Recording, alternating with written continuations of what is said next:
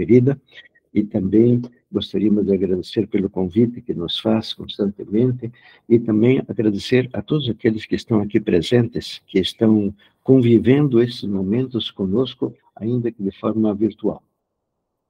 Muito bem, nós gostaríamos de esclarecer que esses 2 capítulos, entende, talvez a gente vai fazer um, talvez 2, entende, de acordo com o tempo. A irmã Nayara nos tem solicitado que fôssemos um tanto breves nestes capítulos, e na verdade esses capítulos que nós estamos agora analisando e que vamos analisar agora nas próximas reuniões também, são 4 capítulos que eles foram inseridos no livro, mas como uma necessidade de confirmação, porque hoje nós temos muitas doutrinas que estão surgindo, que são, assim, novidades, e que são novidades entre que não estão de acordo com a palavra de Deus, nem de acordo com o plano da salvação.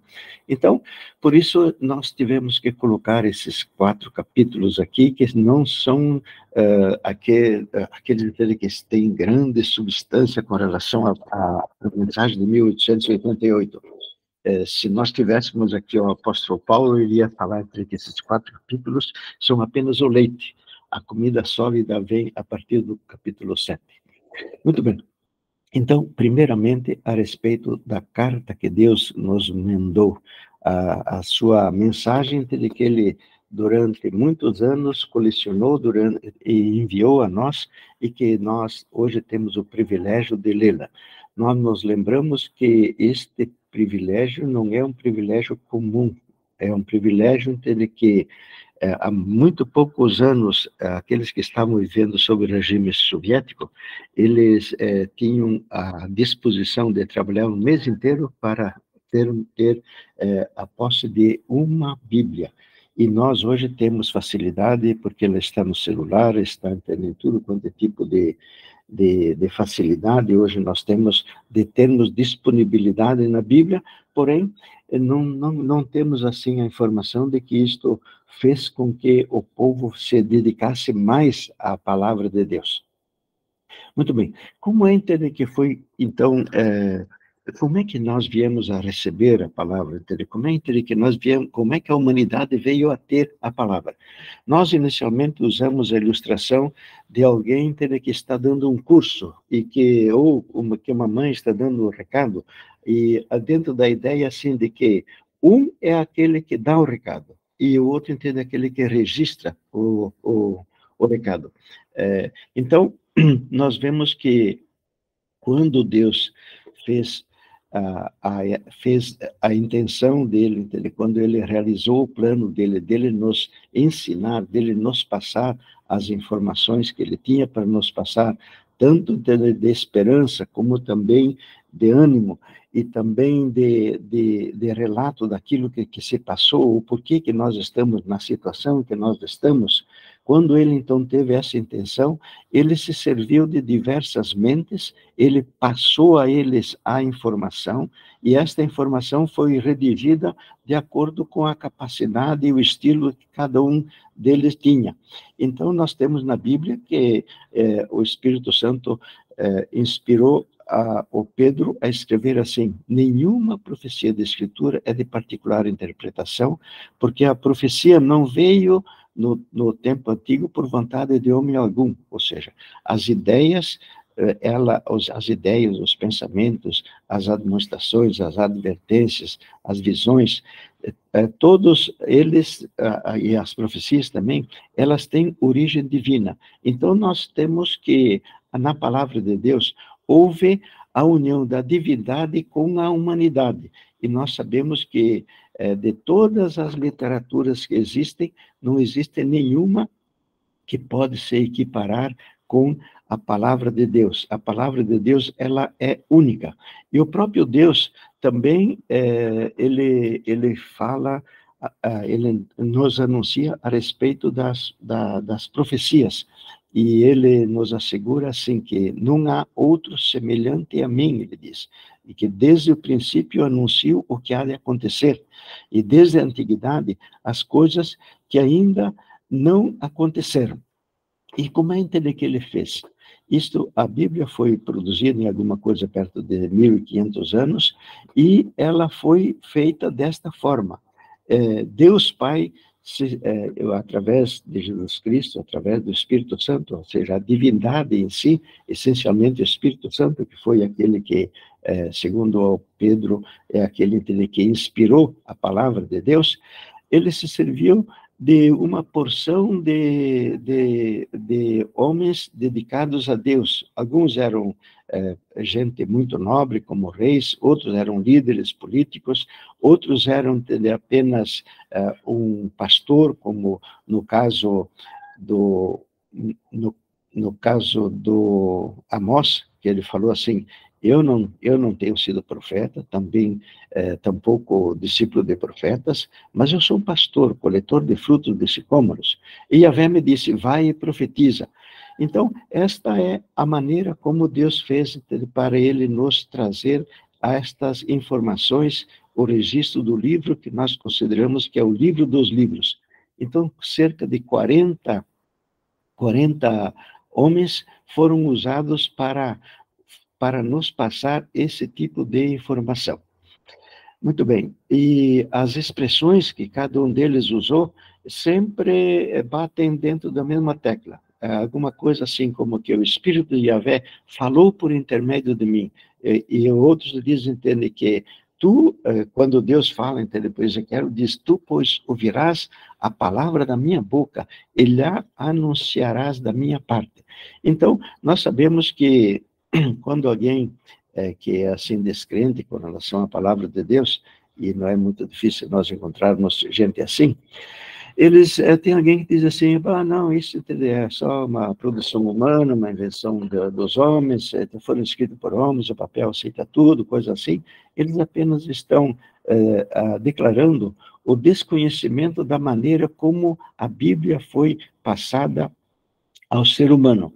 Nós temos aqui o privilégio de nós conhecermos aquilo que são as intenções de Deus, e sempre nós temos como primeiro objetivo aquilo que Deus tem. Ele tem o desejo de se aproximar de nós, revelando quem Ele é, porque nós, lamentavelmente, viemos a ser atacados pelo inimigo, que ele busca descaracterizar a realidade do caráter de Deus. Então, quando Jesus Cristo veio, ele veio com o principal objetivo dele revelar quem é de fato o Pai.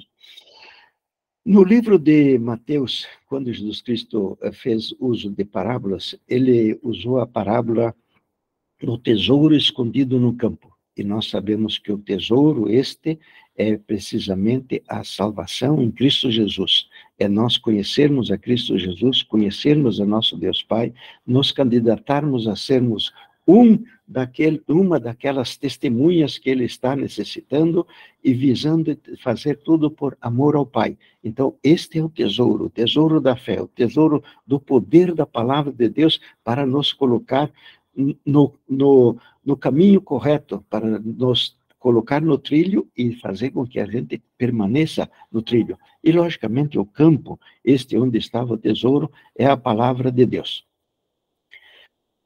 Nós temos na Bíblia alguma coisa perto de 66 livros, 39 no Antigo Testamento e 27 no Novo Testamento, e nós sabemos que os 5 primeiros livros, eles foram escritos por Moisés por volta de 1500 anos antes de Cristo.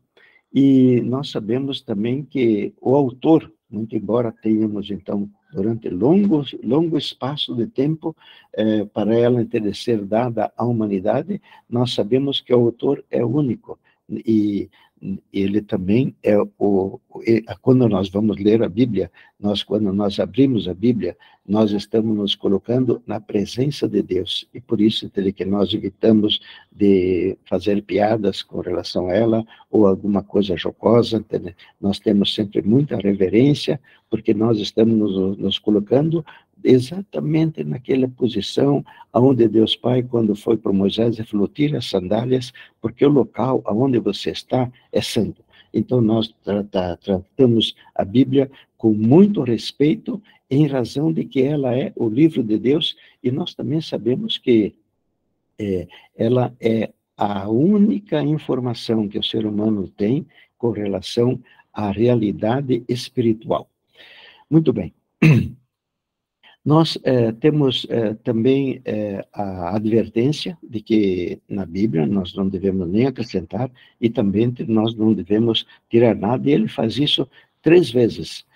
Nós temos no livro de Deuteronômio, temos no livro de Provérbios e também temos no último livro da Bíblia a recomendação de que nós não devemos nem acrescentar e nem tirar. E, obviamente, ele não está aqui se referindo a que nós fôssemos rasgar alguma parte da Bíblia ou tirar entre alguma parte da Bíblia assim. Eu posso tirar alguma coisa da Bíblia ou acrescentar quando eu venho a compreender algo que é contrária à palavra de Deus. Ou alguma coisa, entender que, eventualmente, alguém faz entender, uns entender tiram, entender outros, entender colocam, dentro do seu entendimento. E nós sabemos que não são todos aqueles que, tal qual o movimento adventista se apresenta, o movimento adventista, eu creio que de todas as congregações, é aquela entre que mais se aproximou do respeito ao conteúdo integral da Bíblia. Muito bem. Qual é a utilidade, entender? Para que serve entender este livro? Ele, além de nos levar ânimo, além de nos dar esperança, além de nos informar aquilo que está por acontecer e também aquilo que aconteceu, nós não teremos nenhum tipo de informação concreta se nós não tivéssemos o livro de Gênesis, para saber exatamente o que é que aconteceu.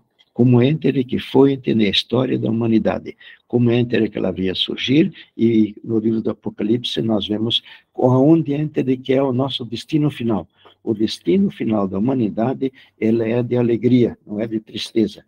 A humanidade agora vai passar por momentos muito difíceis, nós tivemos 6.000 anos de muitos problemas, mas o futuro da humanidade, ele é glorioso.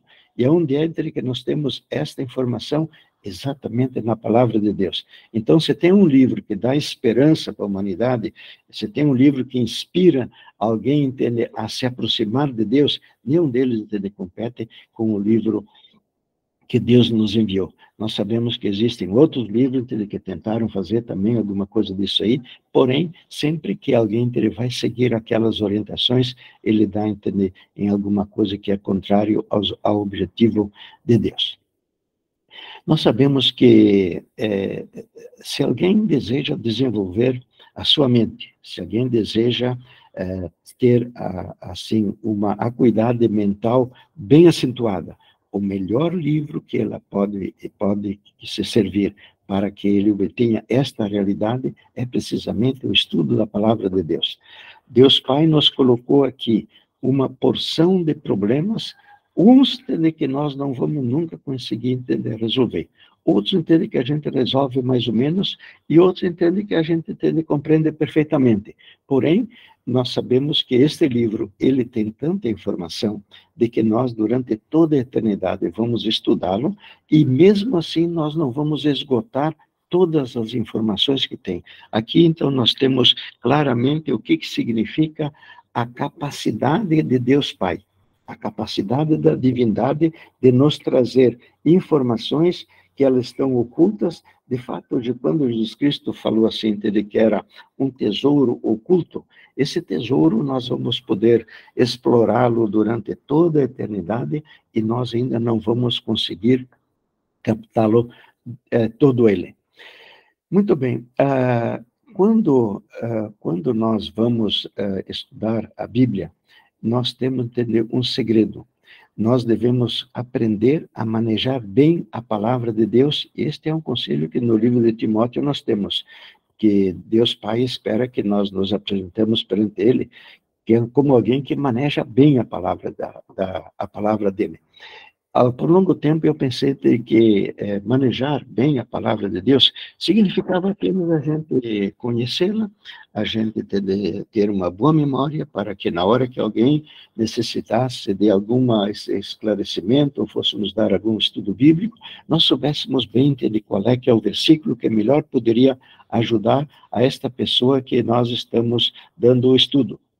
No entanto, ultimamente nós vimos a compreender melhor de que também envolvia nós servirmos da palavra de Deus para nossa defesa, servirmos da palavra de Deus para que ela viesse a produzir de nós, ou seja, criar dentro de nós o conteúdo da citação à medida como nós vamos enfrentando o inimigo de Deus, as suas tentações, que são constantes, e nós, então, constantemente nos servimos da palavra de Deus. Nós também sabemos que muitas pessoas dizem, mas eu não tenho uma memória tão boa como aquela de Jesus Cristo, que sabia bem, conhecia muito bem a palavra de Deus, ou como ter um outro que tenha uma boa memória, que seja capaz de conservar muitas palavras, muitas citações, muitos versículos da Bíblia na sua memória. Mas nós sabemos que apenas com os 10 mandamentos nós podemos nos defender de todas as tentações que nos surgem, porque nós vamos ser julgados pela lei da liberdade. A lei da liberdade é Êxodo 20, é a lei de Deus. Então, apenas com a palavra de Deus, apenas com os 10 mandamentos, nós somos hábeis para enfrentar o inimigo e vermos a palavra de Deus criar justiça, criar o seu conteúdo dentro da nossa mente. Então, manejar bem a palavra de Deus tem um sentido um pouco mais profundo do que apenas nós sabermos conhecermos bem as profecias, conhecermos bem as citações. Nós sabemos que muitos e muitos que leram muitas vezes a palavra de Deus, eles chegaram também a dar a sua confissão, o seu testemunho de que, muito embora tivessem lido muitas vezes a palavra de Deus, eles ainda estavam sujeitos a ceder às tentações, porque eles não haviam ainda recebido a informação de que eles deviam citar a palavra de Deus segundo o método que o próprio Jesus Cristo nos ensinou. Então, se alguém conhece bem a palavra de Deus, ele sabe entender com muita facilidade todos os versículos da Bíblia, e ele sabe entender a respeito das profecias, e ele ainda não está se valendo da palavra de Deus como uma arma de defesa contra os ataques do inimigo, ele ainda está deixando de lado uma das principais funções da palavra de Deus. A palavra de Deus, se nós estivermos com o desejo de comer a carne, de beber o sangue de Cristo Jesus, que foi o conselho que Jesus Cristo nos deu com muita ênfase, se nós estamos com o desejo de comer a carne, de beber o sangue de Cristo Jesus, nós devemos estar entre aqueles que cultivam a fé no poder dela, que quando ela é citada, ela cria dentro de nós o seu conteúdo.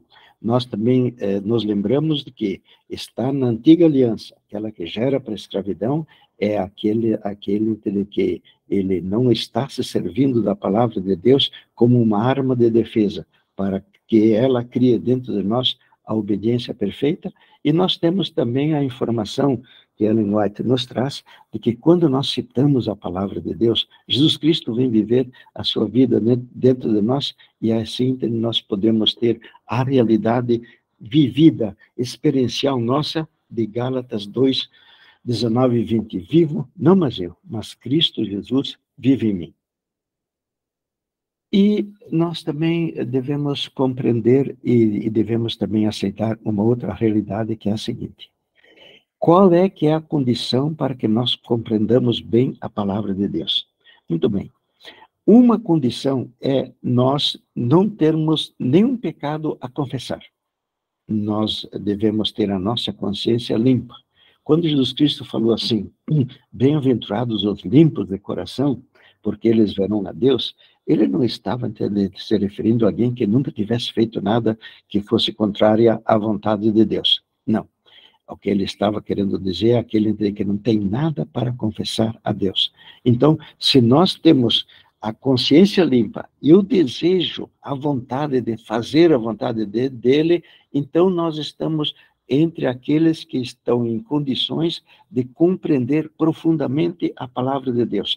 Porque quando nós vamos estudar matemática, física, química, ou qualquer uma outra ciência, nós não precisamos, assim, ter a intenção de praticar aquilo, entendeu? De sermos seguidores daquilo.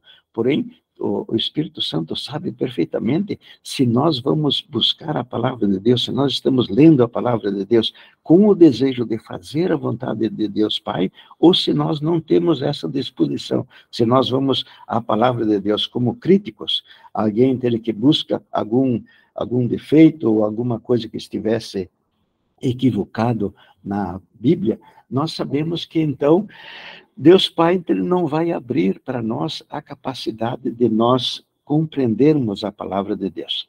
Mas uma outra palavra que nós devemos deixar muito claro com relação à Bíblia é que se nós não conhecemos grego, hebraico, aramaico, nós não temos a capacidade de saber precisamente o que estava lá no original.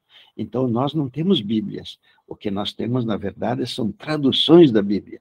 E as traduções da Bíblia, nós sabemos que, pelo menos dentro daquilo de que eu tenho de conhecimento, daquelas traduções que eu tenho comigo, eu tenho comprado uma porção, não existe nenhuma delas que não tenha algum equívoco. Porém, se nós vamos comparar toda a Bíblia, a despeito de que haja alguma partezinha lá entre que ela que não teve bom sucesso o tradutor, por causa da repetição que Deus usou, e logicamente Deus sabia que isso iria acontecer, e ele sabia também que nós iríamos ter muitas e muitas línguas na face da Terra. Hoje nós temos a Bíblia traduzida em alguma coisa perto de 500 idiomas, não 500 mil, perto de 500 idiomas, mas nós sabemos que idiomas tem bem mais ainda do que 500, mas nós sabemos que quando algum de nós tem, então, conhecimento da palavra de Deus, quando nós temos esta disposição de fazer a vontade de Deus, ainda que haja alguma tradução equivocada em algum versículo, ou de vez em quando alguém entende que nós sabemos que existem algumas traduções da Bíblia que elas foram intencionalmente mudadas, mesmo assim alguém entende que vai e ler toda a palavra de Deus, vai compreender o sentido mesmo daquilo que não foi bem traduzido. Então, nós estamos em boas mãos com relação a quando nós vamos à palavra de Deus. Muito bem. Nós temos dois conselhos de dois grandes homens, um é o Lutero e outro é o Wagner. O pastor Wagner também nos trouxe informação. O Lutero, ele escreveu que nós não podemos atingir a compreensão das Escrituras, quer pelo estudo, quer pelo intelecto. O teu primeiro dever é começar pela oração. Por causa do quê? Por causa que para o entendimento da Bíblia nós necessitamos da iluminação do Espírito Santo. Se nós não tivermos a iluminação do Espírito Santo, nós não vamos conseguir compreender esta literatura. Eu mesmo me lembro que a primeira vez que eu fui ler o Apocalipse, eu tinha alguma coisa pouco mais de 30 anos, já era um homem formado, eu falei para mim, eu tinha até medo de ler Apocalipse, porque as pessoas diziam assim que quem lesse o Apocalipse ia ficar louco. Então eu cheguei lá perto dos 30 anos e falei, Óvide, agora você já é um homem formado, vai lá, entender, leia esse livro aí, não entender nada, que essa coisa fica com medo. Então eu comecei a ler a palavra de Deus. Comecei a ler e li uma página, li 2 páginas, na terceira página eu estava vermelho de raiva. E se alguém chegasse para mim e pedisse, Óvide, por que você está tão transtornado assim? O que aconteceu? É porque eu acreditava que eu tinha uma cabeça que era capaz de compreender, e se alguém chegasse para mim e pedisse, Óvide, o que é que você entendeu de que você leu 2, 3 páginas desse livro? Eu ia dizer para ele, rapaz, não entendi nada. Exatamente porque eu não tinha esse tipo de espírito. Então, o conselho que nós temos da parte do Lutero é a primeira atividade que nós devemos fazer quando nós vamos ler a palavra de Deus é a oração. Se nós temos o desejo de fazer a vontade dele e nós iniciarmos pedindo a ajuda dele, nós vamos recebê-la porque ele tem o máximo interesse em nos dar esse tipo de informação. O Lutero também diz assim, nada espera de teus próprios trabalhos, da tua compreensão, confia somente em Deus e na influência do seu Espírito. E agora ele diz, crê isto pela palavra de um homem que tem tido experiência. E nós sabemos quem foi o Lutero em toda a sua experiência, o quanto entende que ele fez no sentido dele abrir a palavra de Deus à humanidade. O outro que deu também o seu conselho com relação à palavra de Deus foi o pastor Ogner, e ele diz o seguinte, que quando nós tivermos conhecimento do significado das palavras, quando nós então tivermos toda aquela parte da Bíblia que nós estamos estudando claramente na nossa memória, ele diz o seguinte, que nós estamos no ponto de início, no ponto de partida para a compreensão da palavra de Deus. E temos também Ellen White que nos diz que de um versículo da Bíblia, nenhum ser humano é capaz de extrair tudo aquilo que ele tem de informação. Então, nós estamos diante de um livro maravilhoso, um livro de que a gente nunca vai chegar a dizer, bom, agora já sei tudo a respeito disso, eu compreendo perfeitamente isso, não. Essa parte, nem na eternidade, nós vamos chegar.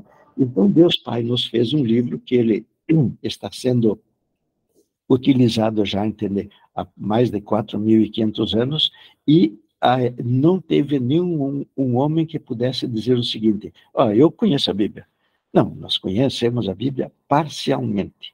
Nós podemos conhecer um pouco mais, um pouco menos do que uma outra pessoa, porém, nenhum de nós pode chegar e dizer o seguinte, não, a Bíblia eu conheço. Não, nós somos aprendizes, e nós devemos sempre ser sedentos de mais conhecimento.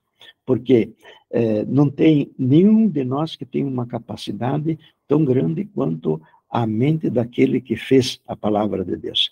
Por exemplo, a Bíblia tem alguns mistérios que nós não somos capazes de discernir.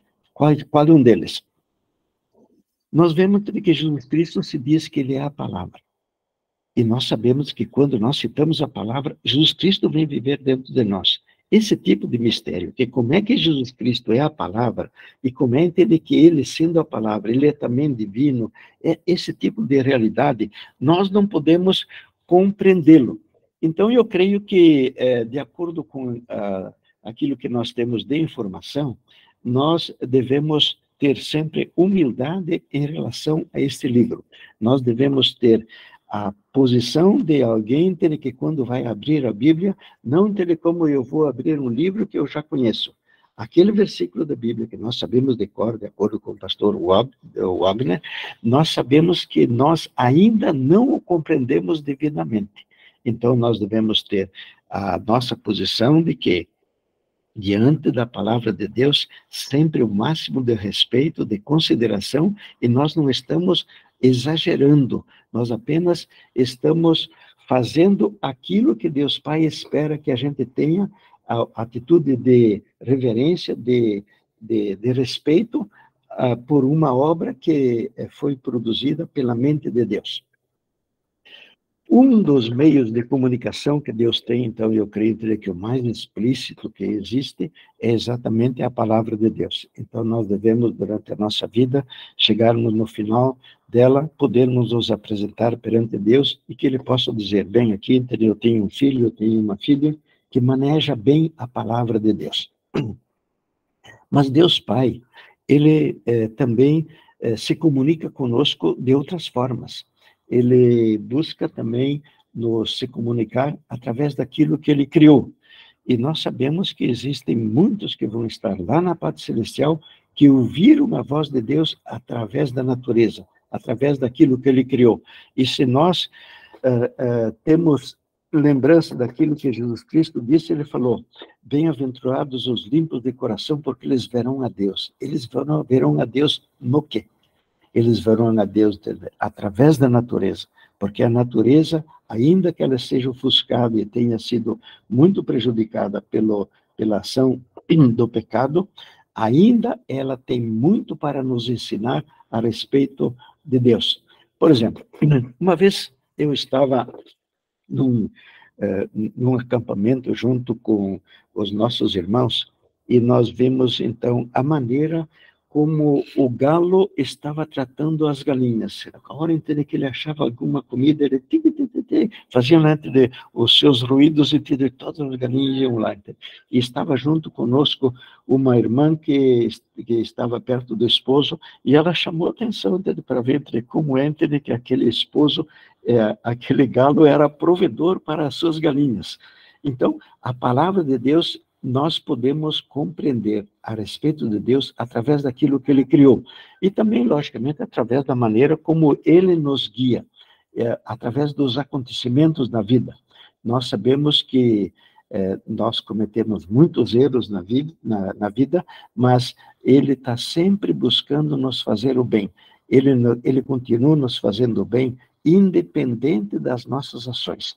Se alguém disser o seguinte, mas Deus Pai, eu creio que Ele não tem muito interesse comigo, mas se esta pessoa receber a informação que o cérebro dele está funcionando, que o coração está batendo, o sangue está circulando, ele vai então ainda receber e concordar de que Deus Pai está lhe fazendo o bem, ainda que esta pessoa está fazendo o mal ao nosso querido Deus e Pai.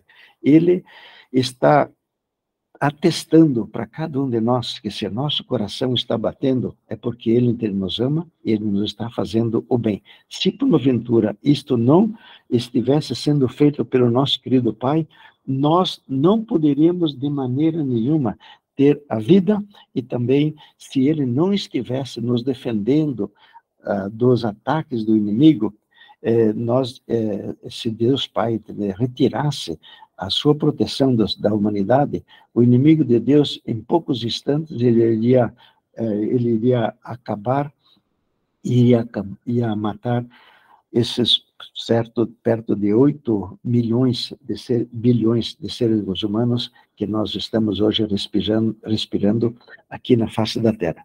Então, irmã Nayara, eu creio entender que nós estamos já com o tempo um tanto adiantado, então nós vamos dar um stop agora, e o próximo capítulo, então, nós vamos falar a respeito da divindade. Vamos, então, nos inclinar a nossa mente e vamos fazer a nossa oração. Nosso Deus, nosso Pai querido, um pedido, Senhor Deus, nós lhe rogamos que o nosso querido Pai registre, e como Ele é da sua vontade, que nós venhamos a vê-lo cumprido na nossa vida. Porque nós lemos na palavra sua que está escrito assim: Senhor, abre os nossos olhos para que nós vejamos as maravilhas da tua lei, as maravilhas da tua palavra. Então, possibilita, Pai querido, que nós tenhamos progresso no conhecimento da tua palavra para colocá-la em prática e também para ajudar as outras pessoas, os outros nossos irmãos que estão ao nosso redor, do nosso relacionamento, que ainda não o conhecem. Dá-nos, pois, a bênção de nós sermos também pescadores de homens, porque o Senhor Jesus Cristo nos prometeu e Ele nos disse que se nós íssemos atrás dEle, se nós o seguíssemos, Ele mesmo nos transformaria em pescadores de homens. É isso, Senhor Deus, que nós hoje estamos necessitando, porque nós estamos às vésperas da volta de Jesus e há um trabalho imenso a ser feito. E nós sabemos que nós só podemos concluir se o nosso Deus se empenhar e o nosso Deus mesmo realizar esta obra servindo-se de nós. Queremos, pois, Pai querido, nos colocar nas tuas mãos, queira servir-se de nós como seus instrumentos, nós lhe rogamos e agradecemos, não porque haja mérito em nós, mas em nome de Cristo Jesus. Amém. Amém.